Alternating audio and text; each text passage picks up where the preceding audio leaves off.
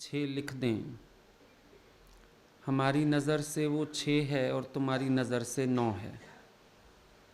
ना तुम गलत हो ना हम गलत हैं, क्योंकि हमारे इधर से दिख 6 रहा है और तुम्हारे उधर से 9 ही दिख रहा है। तुम हमें कहो आप गलत हो, हम तुम्हें कहें आप गलत हो, गलत कोई भी नहीं है।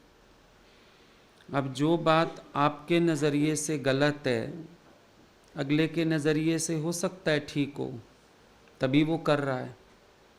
कोई भी व्यक्ति कोई कर्म करता है तो ज़रूर उसका अपना एक नज़रिया होता है उस कर्म के प्रति, और उसको अंदर वाला अलाउ करता है तभी वो कर्म भी करता है। तो ठीक है, जो हमें नहीं पसंद हम ना करें, अगले को जो पसंद है वो भले करे। किसी को हिंसा पसंद है, किसी को क्रोध पसंद है, किसी को झगड़ा पसंद है, किसी को तेरी मेरी करना पसंद है, भले करे जाके। आज हमने अगर ज्ञान सुना, हम सबको थोड़ी कंट्रोल करेंगे जाके, सब आज़ाद हैं। अब तेरा मन कहता है ये कर्म अच्छा नहीं है, ठीक है, अंदर से सावधान हो जाओ कि ये कर्म मेरे से नहीं होना चाहिए। बाकी अगले को पसंद आ रहा है, अगला करना चाह रहा है, भले करे, हमें इस बात से क्या ऑब्जेक्शन हो। हमें किसी के कर्म पर अधिकार नहीं करना है, अपने कर्म पर अधिकार करना है।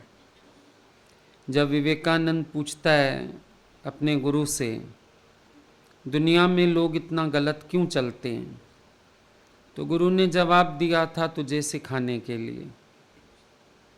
ये तुझे सिखाते हैं कि जो कर्म गलत हैं चलो वो तेरे से ना हो। यही एटीट्यूड हमें लेके चलना है कि जो कर्म हमको पसंद नहीं आ रहे वो हमारे द्वारा नहीं होने चाहिए। बाकी तो हर एक आज़ाद है, जिसको जो सही लग रहा है, जिसको जो करना है भले करे। अब सही और गलत का फैसला भी तो कहाँ से आ रहा है? हमारे अकॉर्डिंग जो मेरे मुताबिक है, मुझे लगता है वो सही है, जो मेरे मुताबिक नहीं है लगता है गलत है। तो हम अपनी तराजू में तौल रहे हैं ना, हम अपनी तराजू में क्यों तौलें? और कई बार ये भी हो सकता है, आपका मन कहेगा कि कुछ कर्म तो शास्त्री मना करते हैं, कुछ कर्मों के लिए तो सब लोग ही जानते हैं कि ये कर्म गलत है, तो पता नहीं फिर अगले की कौन सी मजबूरी उससे करवा रही है। अब मजबूरी आन पड़ी, एक दिन तो चोरी कबीर ने भी करी थी साथ संगत को खिलाने के लिए, लेकिन उसका वो कर्म चोरी में नहीं आया, क्योंकि उसने अपने लिए किया ही नहीं है। साथ संगत को खिलाना चाहता है, साधुओं को भोजन कराना चाहता है, और उसमें भी आते आते खड़का कर आया कि पता चल जाए राजा को हमने चोरी किया है। तो वो उसकी मजबूरी थी, तुम तो नहीं जानते इस बात को। अब कहने को तुम कह सकते हो अर्जुन हत्यारा है, उसने इतने लोगों को मार डाला, लेकिन अगर गीता सही समझ में आई होगी तो आप ये ब्लेम भी नहीं लगा सकते हो। तो जो भी व्यक्ति जो कर्म कर रहा है, पता नहीं उसका इंटेंशन क्या है, पता नहीं उसकी मजबूरी क्या है, पता नहीं अगले को कौन से उसके स्वभाव कर्म प्रेरित करके वो कर्म कराए जा रहे हैं, आप कुछ नहीं जानते। तो जब हम जानते नहीं तो फिर हमें फालतू सोचने की भी ज़रूरत नहीं। हाँ, कोई रिसीव करता है हमें या हमसे पूछता है, हम ज़रूर अगले को राय दे सकते हैं कि हमारी नज़र में ये कर्म गलत है, तुम नहीं करोगे तो अच्छा रहेगा। वो भी कोई रिसीव करने वाला हो। अधिकतर लोग तो कहेंगे जा जा अपना काम कर, हमें उपदेश ना दे, आपको सुनेगा कौन? जब आपने बोलना नहीं, आपको फैसला करना नहीं, तो मन चला के भी क्या करना। शांत रहो अपना अंदर से। कर्मी आपो आपनी के नेड़े के दूर, चंगियाइयां बुराइयां वाचे धर्म हदूर। हर एक अपनी करनी भरनी का साक्षी आप ही है।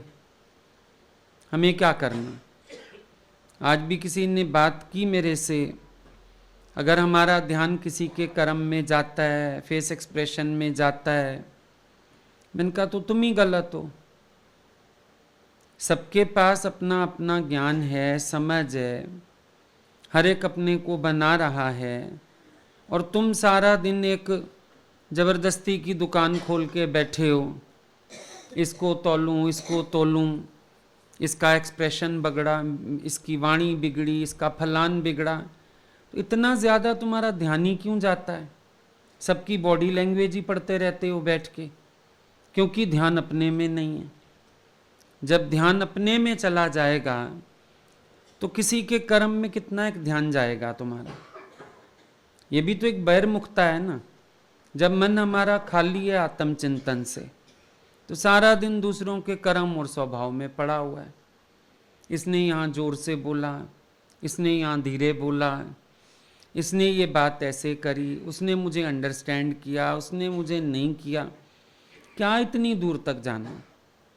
मान लो हमें लगा कोई हमें नहीं समझ पाया, दोबारा बता देते हैं बात। टेंशन की क्या बात है इसमें?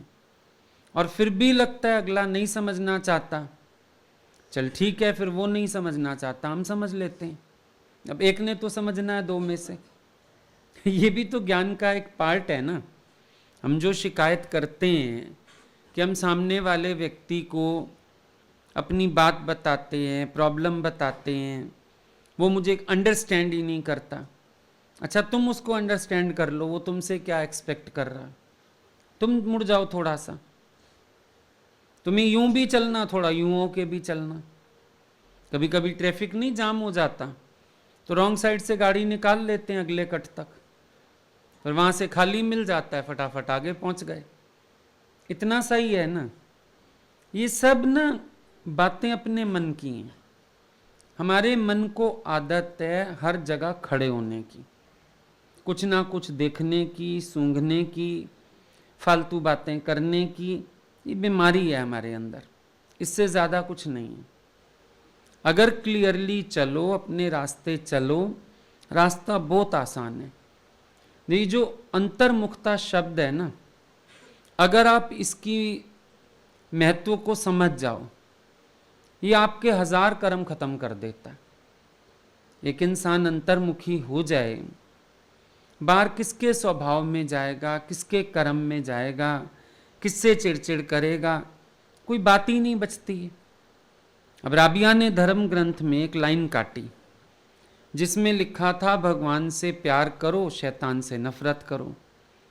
उसने वो काट दिया, शैतान से नफरत करो। लोगों ने बहुत उसको भला बुरा कहा कि तुम गलत किया, धर्म ग्रंथ की कोई लाइन काटता है क्या? और क्या हमारे पीरों ने गलत बोला है? कहने लगी मैं किसी को गलत नहीं कहती, पर जब मैंने पहली लाइन आजमाई, भगवान से प्यार करो, मुझे शैतान देखने की फुर्सत ही नहीं मिली। और ये सच बात है।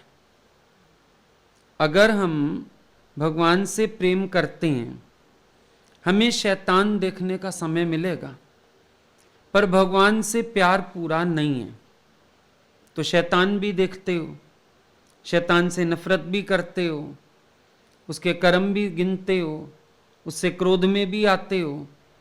पर अगर आपका भगवान से प्यार हो गया, एक सांसारिक इश्क में इंसान भूल जाता है दुनिया की 4 बातें। क्या ईश्वरीय प्रेम में हम व्यर्थ की बातों से ऊंचे नहीं उठ सकते हैं? यहां भी उठा जा सकता है, पर वो अहंकार, आई एम राइट, फिर अंदर वाला कहता है आई नो, उसी अभिमान के पाले पड़ के आप पूरा समय उलझन में रहते हो। और कुछ भी नहीं है। और ये सब जो आपके अंदर सृष्टि चलती है, ये भी वहां पर जहां थोड़ा बराबरी का हिसाब है। सबसे मन बराबरी नहीं करता। आज पीएम से बराबरी करो, प्रेसिडेंट से करो, औकात ही नहीं है। भंगन से करो, वो आपके लेवल पे नहीं है। इंसान इन चीजों में भी कहां जाता है? जो अपने लेवल के होते हैं ना, उन्हीं से उलझता है इन बातों में भी, बाकियों में नहीं उलझेगा। जिनसे बराबरी है, जिनसे वास्ता पड़ता है। वो आदमी परेशान हुआ, दूसरे के घर गया था, उसके घर एक ही कुर्सी, उस पे वो खुद चढ़ बैठा, मेहमान को बिठा दिया जमीन पे। मेहमान इतना चिढ़ गया, बोला मेरे को जमीन पे बिठाया, खुद कुर्सी पे। होना ये चाहिए था कि मुझे कुर्सी ऑफर करता। तो उसने बोला देख, ऊपर छिपकली भी तो छत पे बैठी है, तेरा उसकी तरफ तो ध्यान नहीं गया। छत पे जाके बैठ, छिपकली से तुझे कुछ लेना नहीं। पर बराबरी में ईगो क्लैश कर जाता है, और कोई दिक्कत नहीं। जहां बराबरी का दर्जा होता है वहां ईगो क्लैश कर ही जाता है और हमें अशांत कर देता है अंदर से। ये सच्चाई है। आज अपना बच्चा अगर कोई बात कहे, परेशानी नहीं होती, देवरानी कह दे तो हो जाएगी। अपनी बेटी भी कभी कभी कह देती है, मम्मी आपको अकल ही नहीं है, कैसी बात करती हो, बुरा नहीं लगेगा। पर देवरानी कह दे, भाभी जी आप कैसी बात करते हो, अब ये सिखाएगी, अब मैं इससे सीखूंगी। क्लैश आता है, क्योंकि ईगो आता है बीच में। जहां ईगो आएगा वहां क्लैश जरूर खड़े होंगे। युक्ति बहुत अच्छी है। आज अगर भाई के बच्चों से प्यार है, भाई की बीवी से नहीं बन पाएगा प्यार। भाई के बच्चों से बहुत प्यार है, हम सब कुछ सह जाते हैं, उनकी बात बुरा भी नहीं मानते। अब कोई सलाह दे दे, भाई 2 की जगह 3 बच्चे बना लो, लेकिन तीसरा बच्चा नहीं बनाया जाएगा, कि वहां ईगो क्लैश करता है।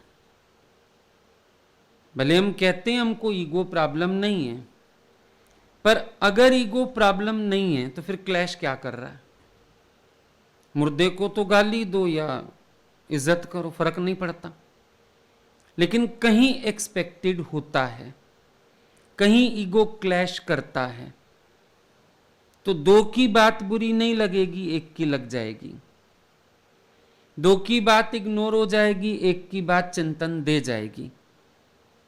ईगो है क्योंकि वहां पर बराबर का है, लेवल है ना, ये दिक्कत हो जाती है। अगर हम अपने आप को ही बनाते चले जाएं तो किसी का कर्म क्या, किसी का स्वभाव क्या। बहुत प्रैक्टिस करने के बाद भी सफलता क्यों नहीं आती है? क्योंकि कहीं कोई क्लैश रह जाता है बीच में। कोई एक ऐसा विचार पूरा नहीं है हमारे पास जो हमारे अंदर की बात को पूरी तरह वैनिश कर दे, और वो बात मिलती है गुरु से। क्योंकि गुरु नाम रूप से ही परे कर देता है कि नाम रूप सब जग का ही रूप है, इसको छोड़ दो और तत्व दृष्टि पे आ जाओ। अब जब तत्व दृष्टि से देखा तो कर्म अवतारों के आपको लीला करके लगने लगे। कृष्ण लीला, अब चाहे वो कृष्ण गोपियों को छेड़े, चाहे वो कृष्ण रास करे, अब वो लीला है, क्योंकि उसके साथ एक नाम जुड़ गया, भगवान। भगवान का भाव बनते ही कर्म कर्म ना रहे, अब वो लीला रूप हो गए। ऐसे जब संसार में भी, चलो आपको भगवान नहीं दिखने में आता, मान लिया, क्योंकि अगर मैं कहूं जाके अगले को भगवान देखो, तेरा मन कहेगा वो कोई कर्म है उसका, भगवान देखूं उसको, नहीं देखोगे। चलो उसको भगवान ना देखो, पर इतना तो विचार कर सकते हो, सबके घट में बैठ के खेल खेलने वाला तो परमात्मा है। इतना तो विचार कर सकते हो। एवें नहीं कठपुतलियां नचन, पीछे तेरा जोर प्रभु। एक भगवान का ही जोर है पीछे से। अब जहां जिसके द्वारा जो भगवान कराना चाह रहा है वो लीला चल रही है। आप अपना लीला को लीला करके देखो, और आपको क्या पता कि अगले के कर्म को जैसा आप देख रहे हो सचमुच वैसा है। डॉक्टर के हाथ की छुरी दिख रही है आपको, लेकिन मर्डर करने के लिए नहीं है, ऑपरेशन करने के लिए। अभी हड्डियों के ऑपरेशन होते हैं, इसमें तो वो भी चलाते हैं आरी, इलेक्ट्रिक आरी होती है, हड्डी काटने के लिए यूज की जाती है। अब आप अगर आरी चलती देख लो, आप कहोगे हाय ये तो आदमी हत्यारा, लेकिन वो हत्यारा तो नहीं है, वो तो ठीक कर रहा है। आपने ये देखा मां बच्चे को पीट रही है, कितना गलत कर रही है, कोमल बच्चा बेचारा, ऐसा वैसा, पर जाके अगली से पूछो, वो कहती है ये आज किसी की पेंसिल चोरी करके लाया, अगर मैं इसको मारूं नहीं, सजा ना दूं, तो ये कल को बड़ा चोर ना बन जाए। अब कर्म दिखता है, कर्म की इंटेंशन तो नहीं पता ना हमें किसी की, पता है?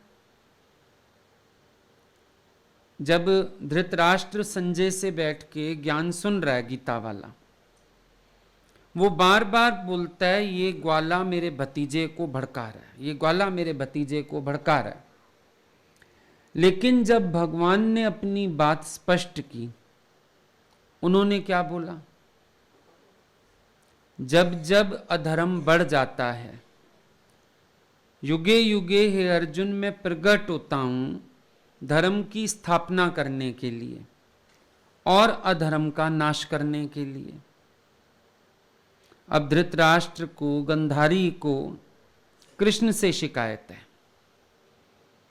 क्योंकि जो ज्ञान भगवान बोल रहे हैं उनको ये लग रहा है कि ज्ञान नहीं बोल रहे, ये तो अर्जुन को उकसा रहे हैं, ब्रेन वॉश कर रहे हैं उसका एक तरह से, उसको ये लग रहा है। ऐसे दुनिया में आपको भी कईयों के कर्मों के लिए कुछ कुछ ख्याल आता रहता है, ये ऐसा कर रहा है, वो ऐसा कर रहा है, पर आप किसी के कर्म का मर्म जानते हो? और जब कर्म का मर्म पता चलता है ना, कई बार इंसान को शर्मिंदगी उठानी पड़ती है, बहुत शर्मिंदगी उठानी पड़ती है जब उसको कर्म का मर्म पता चलता है। जैसे एक संत था, उसका शिष्य एक दिन समुद्र किनारे घूमने निकला, दूर से देखा तो गुरुजी भी समुद्र किनारे आए हुए हैं आज तो, साथ एक जवान लड़की बैठी है और हाथ में दोनों के शीशे के गिलास हैं, उसमें कुछ लिक्विड। समझ आ गया गुरुजी अय्याशी करने आए हैं समुद्र किनारे। सवेरे तो सत्संग कर दिया, शाम को अपनी रंगीन जिंदगी जीते हैं, ड्रिंक कर रहे हैं, जवान लड़की के साथ आए बैठे हैं। पहले तो जाने लगा, फिर लगा चार बातें सुना के जाऊं गुरुजी को, जरा पता चले इनको मैंने देख लिया है। चला गया पास, गुरुजी ने प्यार से बिठाया, घबराए नहीं। हैरान हुआ कि घबराए क्यों नहीं है मेरे को देख के। प्यार से बिठा के मिलवाने लगे, बोला ये मेरी बेटी है, आज ही ससुराल से आई है, इनके वहां समंदर है नहीं, इसका मन था पापा चलो समुद्र किनारे चल के बैठें थोड़ी देर, घर तो आपके भक्ति आते जाते रहते हैं, मेरे को अकेले में बैठना है, बात करनी है। तो हम आ गए और पूछने लगे, बेटा क्या तू भी नारियल पानी पिएगा? इतना शर्मिंदा हुआ। वो तो अपनी बेटी के साथ बैठे हैं, नारियल पानी पी रहे हैं, और मेरे मन ने सोच लिया अय्याशी कर रहे हैं, ड्रिंक कर रहे हैं, जॉन लड़की को लेके आए हैं। अब जब कर्म केवल दिख रहा है, एक बात समझो, आंखें और कान, इनको धोखा देने में कितनी देर लगती है? अपनी आंखें ही बहुत बार धोखा देती हैं, अपने कान बहुत बार धोखा देते हैं। तो आपको किसी के कर्म का मरम क्या पता? आप तो खाली एक बाहरी चीज देख के, बाहरी बात देख के और अपनी एक इमेजिनेशन करके बैठ जाते हो। आप अगर किसी का कर्म देख रहे हो, उसके मर्म को इमेजिन ही तो कर रहे हो। जानते तो हो नहीं, पूछा तो है नहीं, लेकिन एक इमेजिन, अनुमान हम लोग इतने लगाते हैं, बुद्धि इतनी तेज है, कुछ देखे सही फटाफट अनुमान लगा लेगी, ये बात ऐसे ही होगी। और फिर अपनी बुद्धि पे भरोसा बहुत, मैं जो सोच रहा हूं ऐसा ही होगा, मेरे अंदर जो चल रहा है ना ऐसी बात होगी। अपनी बुद्धि पे भरोसा बहुत है। इसीलिए कई बार हम लोग प्यार बिगाड़ बैठते हैं, रिश्ते बिगाड़ बैठते हैं और गलत इमेजेस माइंड में सेट कर बैठते हैं। गुरु कहता है बी केयरफुल, बेटा सावधान रहो, आंखों देखा भी गलत हो सकता है और कानों सुना भी गलत हो सकता है, कोई बड़ी बात नहीं है। कभी पैर मुड़ जाए, कुछ हो जाए, मोच निकलवाने जाओ, अब एक बार तो जब वो पहलवान होता है ना, हाथ लगाता है और अच्छी तरह दबाता है, हम चीखते हैं, आवाजें करते हैं, लगता है जैसे अगला हड्डी तोड़ रहा है, पर वो तो जोड़ रहा है। आपको कुछ सुनने देखने में आया, सामने कुछ बात और है। दादा भगवान एक मिसाल सुनाते थे कि एक बार एक लड़का अपने दोस्त से मिलने उसके घर गया। बैठे थे तो उसने अपनी बीवी को बोला, भाई चाय बना के लाओ, मेरा दोस्त आया बड़े दिन बाद। वो जैसे ही किचन में गई बीवी उसकी, तो दोस्त बोलता है, तेरे बिना तो शांति का बुरा हाल है। वो कहने लगा, भाई मेरी भी मजबूरी थी छोड़ना, मैं क्या करता, मेरे को तो अपना घर देखना था। ऐसे दोस्त बातें कर रहे। बीवी आई, चाय पटक के चली गई। थोड़ी देर में जैसे ही दोस्त गया, उसने बोला, आज खाने में क्या बना रही हो? जा शांति के पास खा ले खाना, खाना नहीं खिलाएगी तुझे वो बेचारा हैरान, कौन शांति, कैसी शांति, क्या हुआ है? वो अभी नहीं दोस्त तेरा कह रहा था तेरे बिना शांति का बुरा हाल। माथा पकड़ा, बोला शांति अखबार का नाम था जहां मैं काम करता था, लेकिन तूने बात को कहां से कहां घुमा दिया। एक ये जो औरतों की बड़ी गंदी बीमारी, छुप के देखना, छुप के सुनना, तुम लोग इसमें बड़े कर्म बनाते हो। अब अगर नंद आ जाए ना घर में, वो भाई बहन बैठे हो, तुम चाय भी रखने जाओगी, एक बार दरवाजे पे ठिठकोगी, क्या बात हो रही है सुन लो जरा, फिर ले जाती हूं चाय अंदर। झांक के ऐसे देख लोगे क्या कर रहे हैं ये लोग, क्या पकड़ा रहे उसके हाथ में। बहुत गंदी बीमारी है। छुप छुप के सुनना, छुप छुप के देखना, फिर अनुमान लगा लेना, फिर कहना लोग कर्म करते हैं, कोई गलत करेगा दिखेगा। अगर मेरी बात पे भी ना यकीन करो, अपने को वॉच करो, जज करो, तुम्हारे मन ने ऐसा अनुमान कितनी बार लगवाया होगा, सच निकला? मैक्सिमम टाइम्स झूठ निकला होगा। अरे मैं तो कुछ और सोच रहा था, अच्छा बात ऐसे थी। होता है ना, कितनी बार धोखा खाया है ना, फिर भी नहीं बाज आते हो, फिर कहते हो दूसरे का कर्म। अरे भाई हमें नहीं पता कोई किस कर्म को किस इंटेंशन से कर रहा है। आज मान लो मैंने अपना मोबाइल आपको दिया कि अपने पर्स में रख लो, मेरे से गिर ना जाए, भीड़ है। थोड़ी देर बाद मैंने कहा बेटा मेरा मोबाइल देना।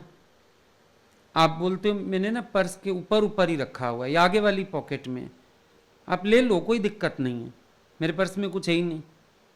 अब मैंने तो जिप खोल के अपना मोबाइल निकाला, पर जो चोरी से देख रहा है वो सोचेगा इन्होंने मोबाइल चोरी किया, क्योंकि वो चोरी से देख रहा है, मुझे मेरा कर्म चोरी दिखना है, खुद जो चोरी कर रहा है। चोर के भाणे सारे चोर, साधु के भाणे सारे साधु। दिक्कत यहां पर है। हो सकता है दिखे हमें भी, पर हम यही सोचेंगे कि इतना प्यार होगा, पर्स में से ले रही है मोबाइल उसके, कोई बात नहीं।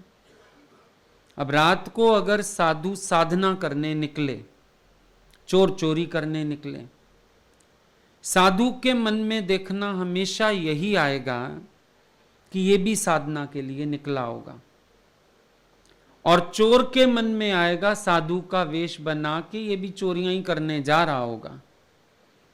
क्योंकि जैसे हम होते हैं वैसा हमको देखने में आता है।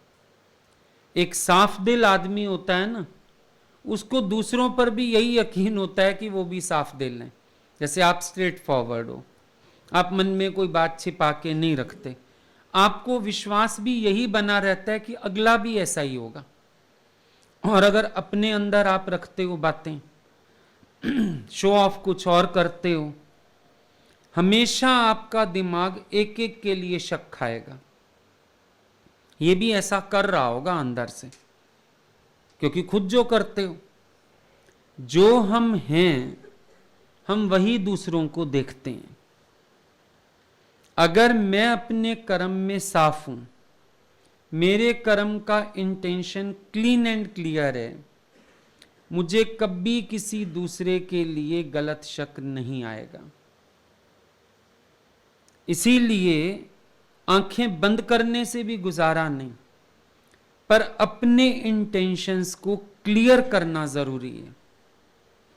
साफ थी वही दिल तिंजी जडें, अच्छी थाइंदो आसन तडें। जब तेरी दिल साफ है, भगवान अंदर आसन लगाए बैठा है। जब तेरी दिल साफ नहीं है तो सारी दुनिया में सारा दिन खोट दोष पता नहीं क्या क्या दिखता रहेगा, और कर्म बनाते रहोगे फालतू के, अनुमान लगा लगा के। हम काय अनुमान लगाएं भाई? ठीक है, कोई बात नहीं, जैसा है बहुत अच्छा है। बहुत सी बातें हैं जिनको इग्नोर करना पॉसिबल है, और बहुत सी बातें हैं जिनको इग्नोर ना करो तो बैठ के कर्म बना लो, है और कुछ भी नहीं। आज एक यकीन होता है किसी पर, मान लो घर में सास माई होती है बड़ी, अब उसको तुम्हारे पे यकीन है, तुम नहीं झगड़ोगी, कम भी मिल जाएगा, और दूसरे का पता है वो मेरे सिर पे चढ़ जाएगा झगड़ा करने, वो अपने आप ही बेचारा तुम्हें कम दे देगा कि ये तो शांत रहती है। पर उस बेचारी को पता नहीं ये बाहर से शांत रहने वाली अंदर कितना बम बजाती है, पति से लड़ती है, कर्म बनाती है। अब आप कहोगे उसने गलत किया, लेकिन उसका इंटेंशन तो अच्छा है बेचारी का, उसने तुम्हें अच्छा समझा। घरों में और बातें क्या होती हैं, तुम्हारा बच्चा है भाई, चाची ने डांट दिया, किसी और ने डांट दिया, मेरे बच्चे को डांटने वाली ये कौन है? पर प्यार नहीं हो सकता अगले का। बच्चा गलती कर रहा था, अगले ने अपना बच्चा समझ के उसको कह दिया। आप लड़ने चले जाओगे पर बच्चे को ये नहीं कहोगे कि कोई बात नहीं। दादा भगवान के समय से माता ने ज्ञान सुना। हस्बैंड की डेथ हुई तो मजबूरी ऐसी थी, बड़े बेटे को चाचा की दुकान पे खड़ा किया। वो रोज आके बताता था, चाचा ने डांटा है, चाचा ने ऐसे किया है, मेरे से बोरियां उठवाता है, मेरे को ऐसे चलाता है। माता बोलते थे कोई बात नहीं, कोई बात नहीं। कभी देवर को शिकायत नहीं की। और आज वही बेटा कानपुर का जाना माना बिजनेसमैन है। आज उसका नाम है, क्योंकि माता ने कभी पक्ष ही नहीं लिया। वो बोलते थे ठीक है, वो सिखा रहे हैं ना, सीखो। तेरे पापा होते तो वो ना टोकते, पापा ना कह देते। बड़ा मुश्किल होता है ऐसे रिलेशंस में संयम रख पाना, लेकिन माता ने संयम रखा, लड़का बन गया कुछ। और वहीं अगर वो बैठ के कर्म बनाते, लड़ने चले जाते देवर से, तो बच्चे कहाँ पहुंचते? कहीं भी नहीं। भाई अगर हमें कहीं सीखना है तो झुकना तो पड़ता ही है। लेबोरियस जॉब भी करने पड़ते हैं, इसमें कौन सी बड़ी बात है? ये तो आजकल फैशन है ना, सत्संग सुनते हो सब घर चले जाते हो। पहले जो बच्चे गुरुकुल में रहते थे, बुल्ले शाह इतने अमीर घर का लड़का, और गुरु ने तो उससे भैंसें नहलवाई, गुरु ने तो उससे गोबर उठवाए, गुरु ने तो उससे झाड़ू लगवाए, तब तो बात बनी ना। तो जहां भी ऐसा आपको कुछ दिखता है, आपका मुंह दिखा रहा है ना। पर बच्चे को अगर सबका डर होगा तो बच्चा सतर्क होके चलेगा कि नहीं चलेगा? कहीं कहीं पर बच्चे डल होते हैं। अब किसी तेज के साथ उसको खड़ा कर दो तो थोड़े दिन वो गाली खाएगा, कुछ करेगा, पर तेज तो हो आएगा, वरना ऐसे का ऐसा रह जाएगा। और वो चाकू छुरियां तेज करने वाले नहीं आते, कैंची तेज करने वाले। अब एक बार तो संघर्ष होता है, आग निकलती है, पर फिर चाकू इतना तेज हो जाता है कि उंगली भी लगाओ तो कट जाएगी। तो कभी आप लोग ऐसी जगह भी कर्म बनाते हो, इसने मेरे बच्चे को क्यों बोल दिया, इसने मेरे बच्चे के साथ ऐसा व्यवहार क्यों कर दिया, तो क्या हुआ? हम देखते थे गुरुजी के पास कई बच्चे आते थे आराम परस्त, माओ ने बिल्कुल स्पून फीडिंग की हुई, कभी उन्होंने रसोई में काम नहीं करके देखा। भगवान उनको लगा देते थे दिहाड़ी पे, बर्तन करो, जाके पोछा ले आओ, जरा लगाओ। अब अपने घर में जिनको ये पता ही नहीं पोछा कहते किसको हैं, ऐसे बच्चों से भी काम करा लेते थे और ऑलराउंडर बना देते थे। हम लोग गए, सब काम कराया, खाने भी बनवाते थे, बर्तन भी धुलवाते थे, बाथरूम्स धुलवाते थे। अब अगर प्यारा करो अपना अहंकार तो फिर इंसान कुछ सीखे ना। कभी कभी कई लोग बोलते थे इसमें तो गुरु की क्रुएलिटी हुई। भगवान बोलते थे क्रुएलिटी नहीं है, तुम्हारी घड़त है। गुरु को तुमसे क्रूअल होके क्या करना, लेकिन घड़त है तुम्हारी। बनाता है गुरु तुम्हें, मोड़ता है तुम्हें, कि अगर कोई शरीर नहीं घिसाएगा उसका अहंकार भी नहीं जाएगा। अहंकार सबसे जल्दी घिसता है शरीर घसाने से, शारीरिक सेवा से, और हर इंसान उसी से बचता है। अब ख्यालों में तो अपने को निरहंकार कहना बड़ा आसान है, कोई भी कह देगा भाई हाँ मैंने निश्चय किया है, मुझे अहंकार नहीं है। पर भगवान की थ्योरी ये होती थी कि तू जब तक घसेगा नहीं तब तक वसेगा नहीं। घिसो, वो सारा टाइम घिसाने में लगते थे। अब कोई देख ले ऐसे, अभी यहां भगवान आते थे जब, तो हमारे घर के लोग भी जाते ही थे, सारे रिलेटिव्स भी कई जाते थे। हाय तुम लोग वहां इतनी सेवा करते हो, तो क्या हुआ? घर गृहस्थी में आप लोग नहीं करते हो, अपने बीवी बच्चों के लिए आप लोग नहीं करते हो, हम तो फिर भी भगवान के लिए कर रहे हैं। वो कभी कभी देख के तरस भी खाते घर के लोग, हाय तुम्हें झाड़ू लगाने पड़ते हैं, हाय तुम्हें फलाने काम करने पड़ते हैं। तो क्या, जिसको भी बिठा लोगे ना वो राख हो जाएगा, घिसने दो अपने आप दमकने लगेगा।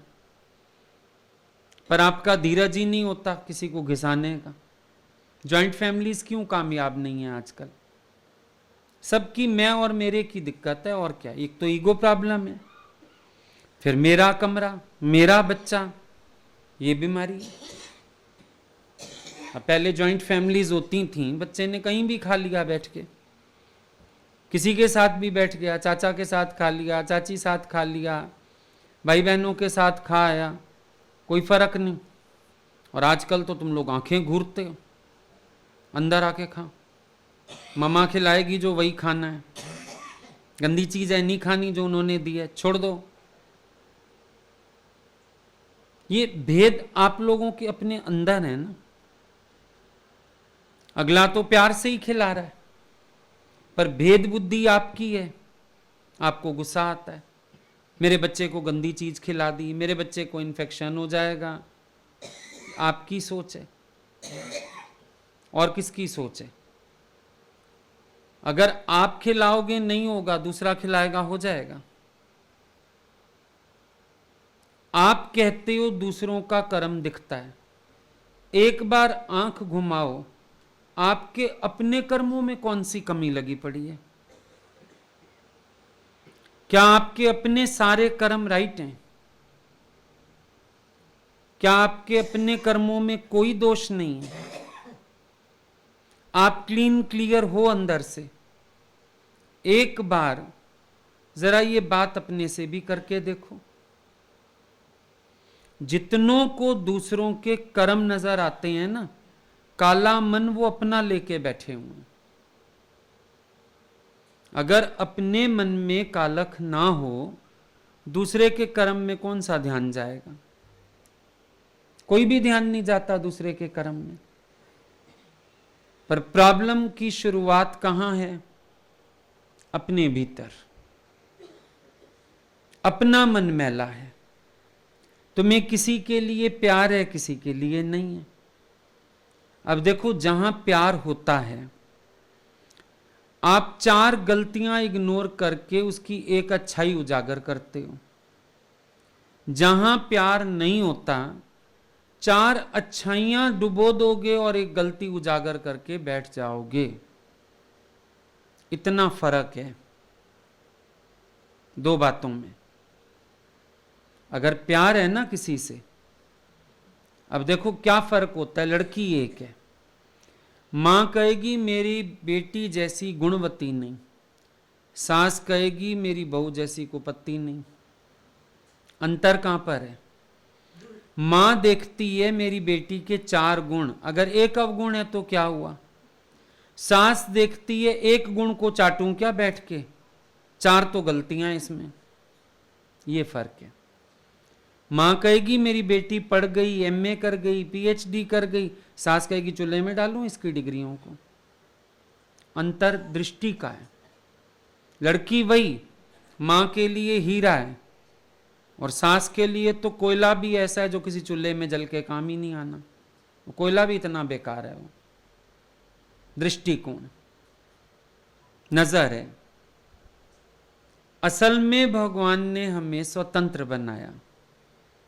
इस दुनिया को हम जैसा चाहें देख सकते हैं, जैसा चाहे वैसा बर्ताव कर सकते हैं, हमारे ऊपर है हम क्या देखते हैं।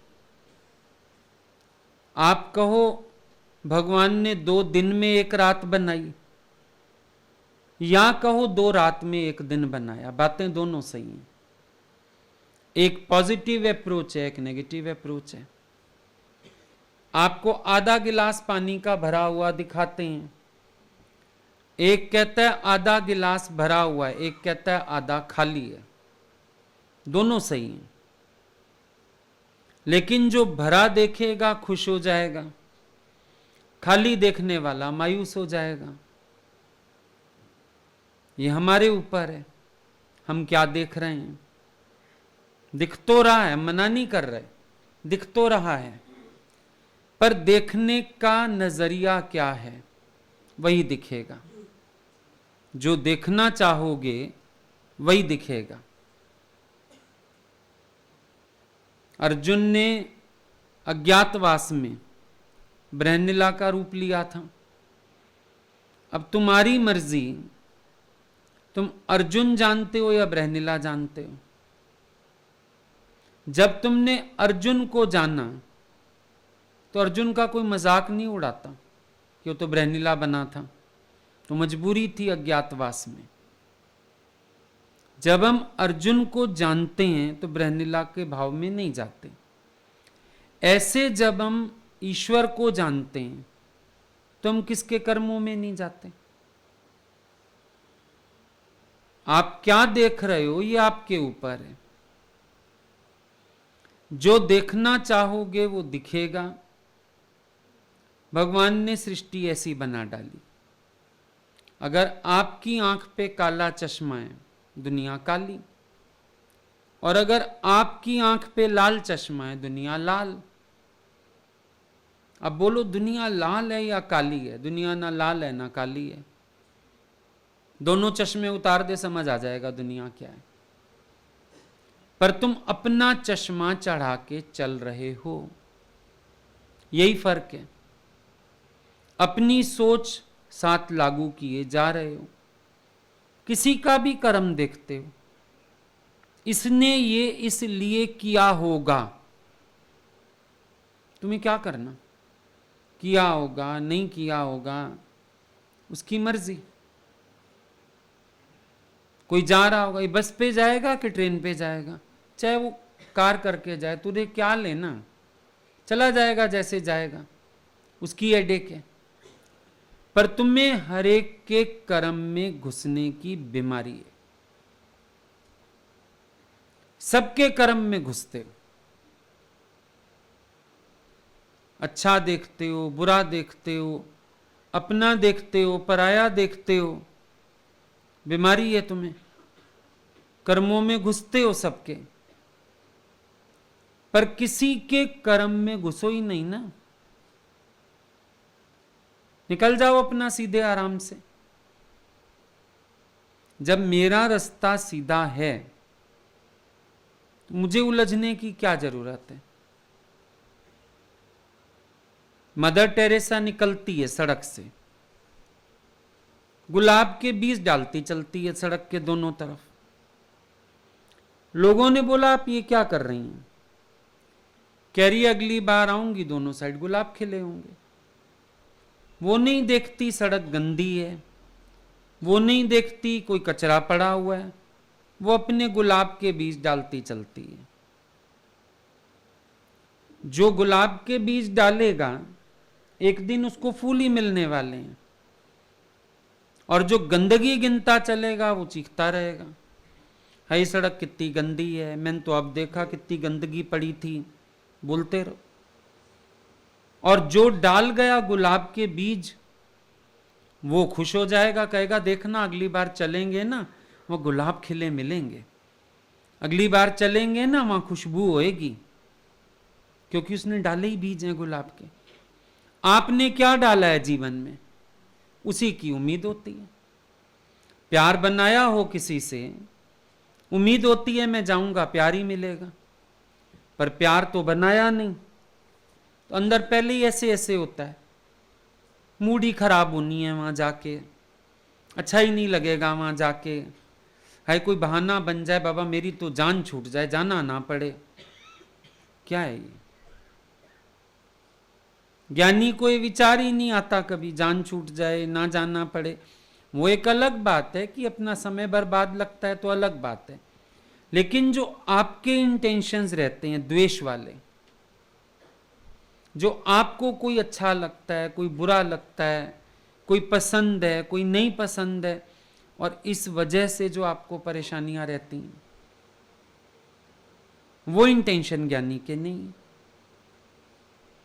बड़े में बड़ी बात है आपका अपना इंटेंशन बहुत क्लियर होना चाहिए।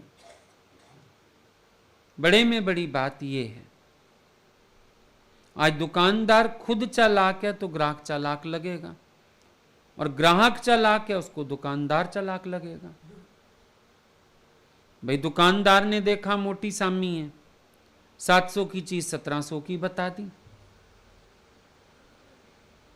अब ग्राहक को लगेगा कि दुकानदार बहुत चालाक है, बाजार में 700 की चीज है 1700 की बताता है, और तुम भी 700 की चीज 400 की बोल देते हो।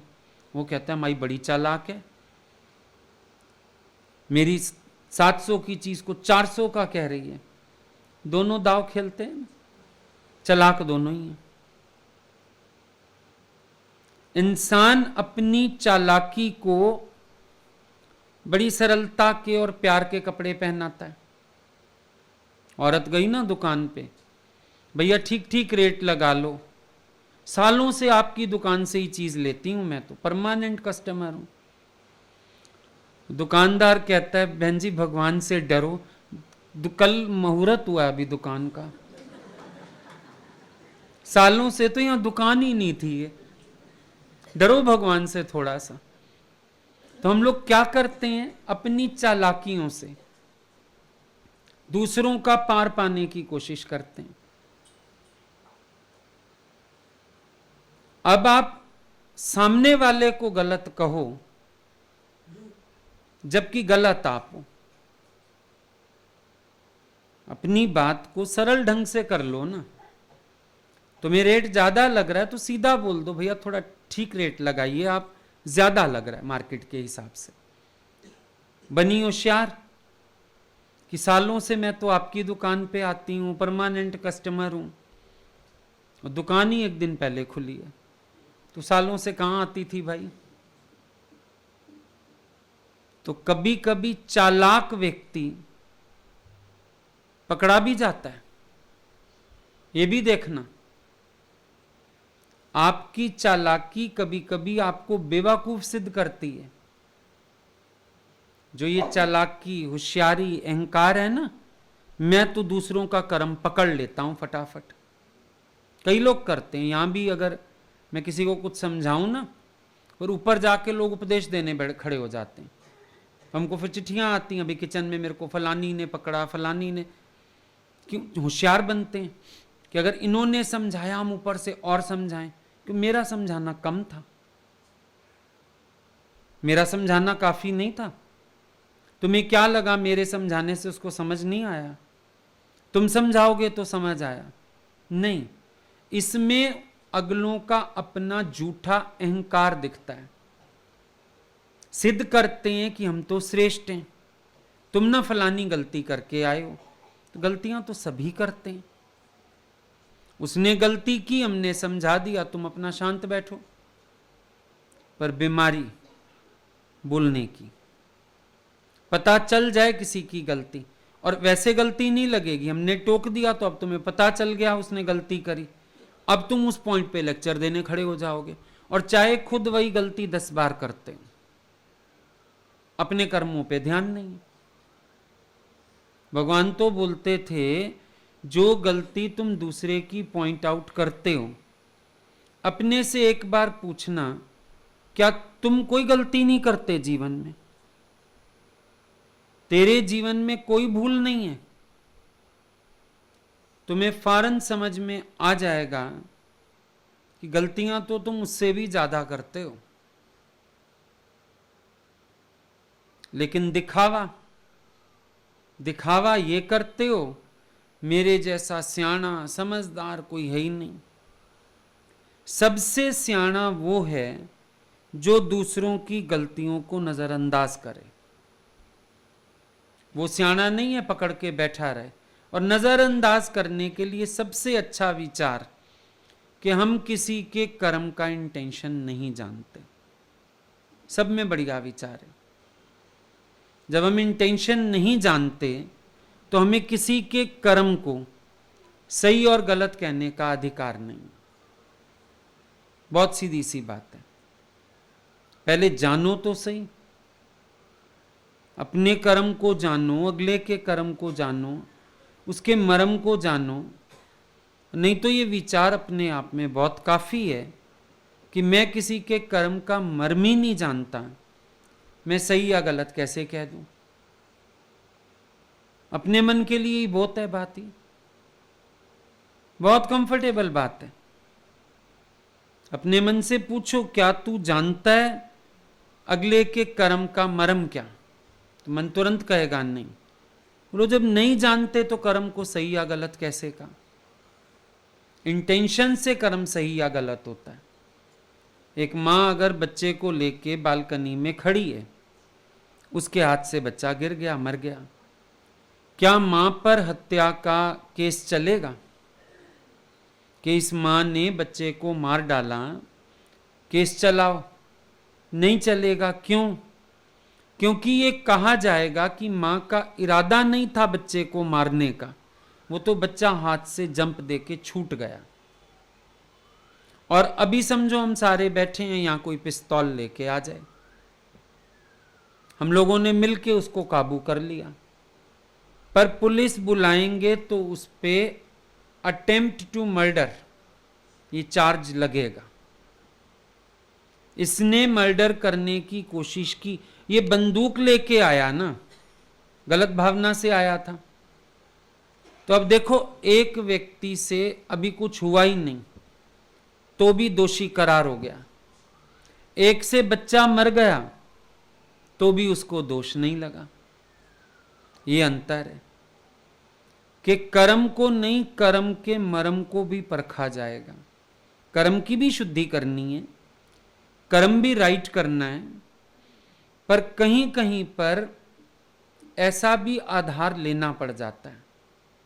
समझो किसी व्यक्ति को कोई भयानक बीमारी हो गई, अब डॉक्टर्स बोलते हैं अगर आप इसको बताएंगे तो इसने जितना जीना है बेचारा उतना भी नहीं जी पाएगा, तो झूठ बोलना पड़ता है, तुम्हें कुछ है नहीं। अब क्या वो झूठ पाप कहलाएगा? किसी के हित के लिए बोला गया झूठ, क्या वो पाप कहलाता है? नहीं कहलाता ना। तो अब देखो फिर कर्म हुआ या कर्म का मर्म हुआ? आपको दिखेगा झूठ, भाई इन्होंने झूठ बोल दिया। कई बच्चे मेंटली रिटार्डेड होते हैं, वो स्कूल में पढ़ ही नहीं पाते, इम्तिहान में तो क्या पास होंगे। पर अगर वो पास नहीं होते या अगली क्लास में नहीं जाते, उनकी बीमारी बढ़ती है। डॉक्टर कहते हैं पेरेंट्स को स्कूल में जाओ, स्कूल से निकालो मत इनको, जाओ, स्कूल वालों को एक्स्ट्रा पैसा भी दियो, लेकिन बोलो इस बच्चे को तुम्हें फर्जी पास दिखाना है हमारी रिपोर्ट कार्ड में, अपने पास चाहे फेल कर लो, हमारी रिपोर्ट कार्ड में इसको पास दिखाओ, इसको अगली क्लास में बिठाओ, वो इसकी बीमारी को ठीक करने में मदद करेगा। अब क्या ऐसे कर्म गलत हैं? कर्म वो गलत हैं जहां आप झूठी शान दिखाने के लिए छिपाते हो। किट्टी पार्टी में पूछा तेरे बेटे का रिजल्ट आ गया, हाय इनको बताऊं मेरा बच्चा फेल हो गया, मेरी तो नाक कट जाएगी। वहां आप बोलते हो हाँ हाँ फर्स्ट क्लास पास हुआ है, अच्छी आ गई परसेंटेज, मेरे को तो इतनी भी उम्मीद नहीं थी, पढ़ा तो था ही नहीं है, पापा बीमार हो गए थे ना इसके, हॉस्पिटल जाता था, मेरे को भी हेल्प करता था, फिर भी बुद्धि है इसको, अच्छा पड़ गया। यहां कर्म बनेगा कि तुमने झूठी शान बरकरार रखने के लिए झूठ बोला, लेकिन वहां एक बच्चे की मानसिक बीमारी ऐसी है, तो उसके लिए किया तो फर्क हो गई बात। नहीं आता, वो गलत बोल रहा है तो भी ताली बजवा देते हैं स्कूल में। कभी तुम जाके देखो मेंटली रिटार्डेड बच्चों का वो जो हॉस्टल वगैरह होते हैं, या उनके पेरेंट्स से बात करो, बहुत मेहनत लगती है, क्योंकि उनको एनकरेज करना है। वो जंप भी नहीं लगाएगा, एक स्टेप बढ़ेगा खाली और ताली बजा देंगे, जंप लगाई, वेरी गुड वेरी, क्योंकि अगर वो कह दें तूने जंप नहीं लगाई, वो अंदर अंदर और परेशान हो जाएगा, मैं जंप लगाने लायक नहीं। ऐसा कई बार किया जाता है। अपलिफ्टमेंट के लिए। तो आप तो देख लोगे फटाफट, इसने यहां झूठ बोला, इसने यहां ये किया, इसने, पर what is the intention of कर्म? किसी के कर्म का मर्म क्या, इंटेंशन क्या? हम ही तुम्हें बताते हैं। एक बार हम गए गुरुजी के पास, तो वहां गीता चल रही थी, अच्छी लगी, 2-3 चक्कर लगा लिए जल्दी जल्दी, कि गीता सुनने में मजा आ रहा था।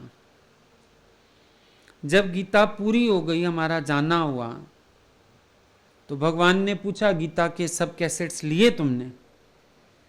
ने कहा नहीं, इतने कैसेट्स तो हम कैसे लेंगे अपने लिए। भगवान कहने लगे, ले जा पूरा सेट, सत्संग में सुनते रहना, और जिसको जो कैसेट पसंद आए वो उसको दे देना। हामी भर दी शौक शौक में। भगवान ने कैसेट्स भी खुद भर के दिए। उनके कमरे में वो रहता था ड्यूअल वाला, उससे भर के दिए उन्होंने, ले भी आए।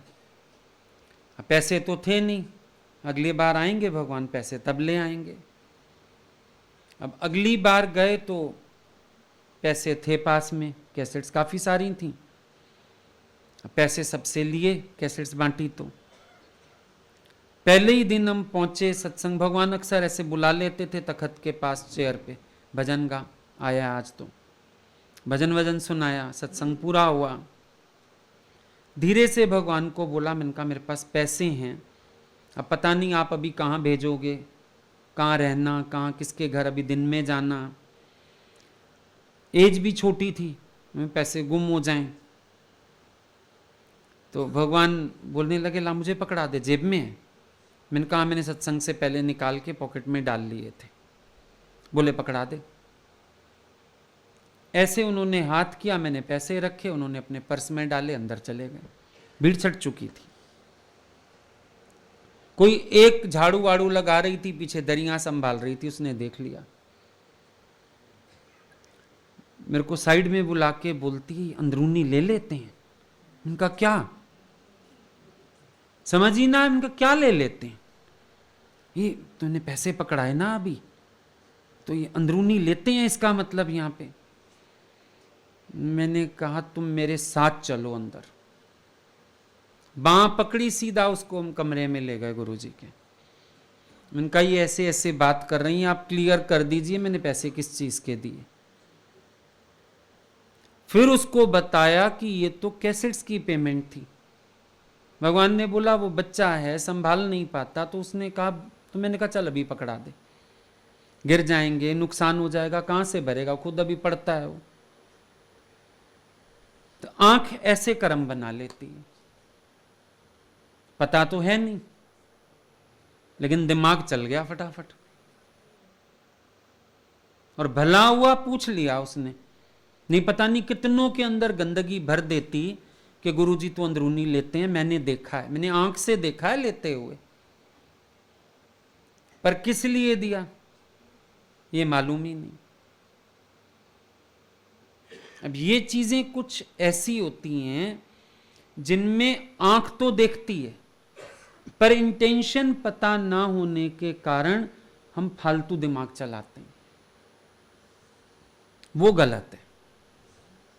या तो किसी से पूछ लो उसके कर्म का मर्म क्या, बेहतर है, और नहीं तो अपने मन को एक बात सुना दो कि जब तुम किसी के कर्म का इंटेंशन नहीं जानते, फालतू दिमाग मत चलाओ, जरूरत नहीं है दिमाग चलाने की, क्यों चला रहे हो, बस रिलैक्स हो जाओगे उसमें, कौन बड़ी बात है। और ऐसी एक बात नहीं, हजारों बातें हैं हमारे पास जो बताई ना भी कैसेट वाली, कई जगह लोग ऐसे धोखे खाते थे। फिर भगवान ने हम लोगों को अलर्ट करना शुरू किया, कमरे में आके दिया करो, कमरे में आके बात किया करो। अब अक्सर हो जाता था, कोई नई बुक आई है तो लगता था चलो सारी संगत के काम आ जाएगी, ले चलो। अब हम इतना पैसा थोड़ी लेके गए हैं कि 100 किताबों की पेमेंट है मेरे पास। या कोई आ रहा होता था तो हम बोल देते थे भगवान अगर उसके पास जगह हो भेज दीजिए। कभी कोई गाड़ी लेके गया होता था, फ़ोन करो तो वो पूछ ही लेते थे, तूने कुछ मंगाना तो नहीं है, कार आई हुई है फलानी तुम्हारी दिल्ली से, हाँ भगवान ये बुक्स भेज दीजिए, फलानी चीज़ भेज दीजिए, कैसेट्स भेज दीजिए। अब पेमेंट तो बाद में ही करेंगे। और अच्छा मान लो 1 मिनट के लिए हमने दिया, उन्होंने लिया। उस माई से गुरुजी ने पूछा, तेरे से कभी हमने कुछ लिया? कहती है नहीं। बोला जब तूने कभी कुछ दिया नहीं, तू क्यों परेशान हो रही है? जिस दिन तेरे से हम मांगें, तेरे से हम लें, उस दिन तो तू बात करती भी अच्छी लगती है। अगला जाने हम जाने, लेकिन ऐसे मन कर्म बना लेता है,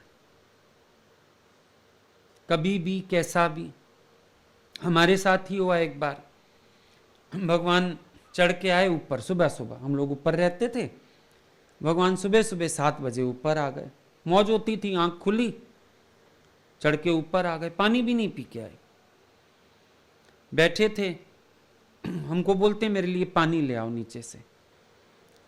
तब अंदर वाला घर था, अंदर मत जाना, पर वहीं से नॉक करके पानी मांग लेना। हमको इतना दिमाग चला, उन दिनों कुछ केस हुआ था, हमें लगा गुरुजी ने हमको भी उसी कैटेगरी में डाल दिया, हमारे पे भी शक कर रहे हैं, ऐसे बोल रहे हैं अंदर नहीं जाना। बड़ा बुरा लग गया। पानी तो ले आए हम बाहर से, उन्होंने पी भी लिया, उनको कुछ समझ ही नहीं आई बात।